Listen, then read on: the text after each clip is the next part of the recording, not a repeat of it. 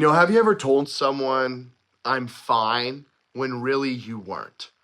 You showed up smiling, you laughed, you acted normal, but inside you felt stressed, confused, upset, or angry.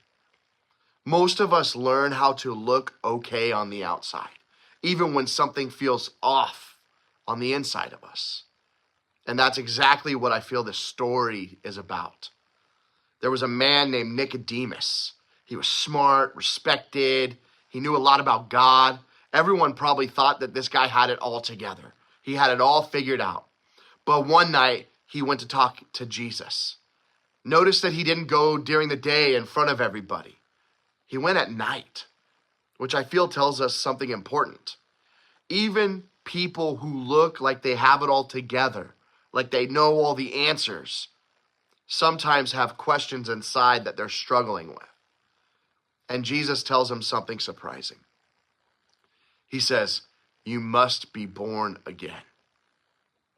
Now that sounds confusing at first, but Jesus isn't talking about being born physically. He's talking about becoming new on the inside. And here's some truth. God isn't interested on how you look on the outside. He cares about what's happening in your heart. Let me ask you a question. What version of us do people usually see? Is it the funny version, the outgoing version, the strong version, the reserved version, the everything is fine version? Now think about this. What's something that you feel on the inside that people don't always see? Maybe it's worry or insecurity, fear, hurt, pain, anger.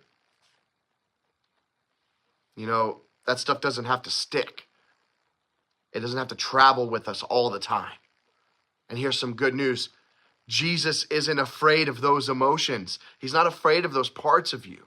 In fact, that's exactly where he wants to meet you at, in the middle of that.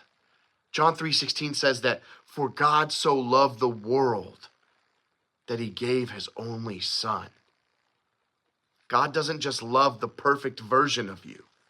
He loves the real you, the version that has questions, the version that struggles, the version that doesn't have everything figured out. And he doesn't just want you to pretend to be better. He wants you to become new on the inside, transformed. Let me ask you just one more question. If God could help you change one thing inside your heart, what would it be? Would it be something you're scared of? Would it be anger? Maybe it's feeling like you're not enough. Whatever it is, you don't have to fix it alone. Real change starts with honesty. This week, I want to challenge us to do something fairly simple. When you feel that struggle, that tension inside of you, just say this: Jesus, help me grow right here. This is where I'm struggling. This is what's hard. That's it.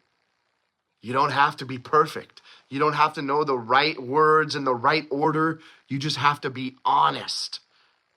Because God isn't looking for surface level change.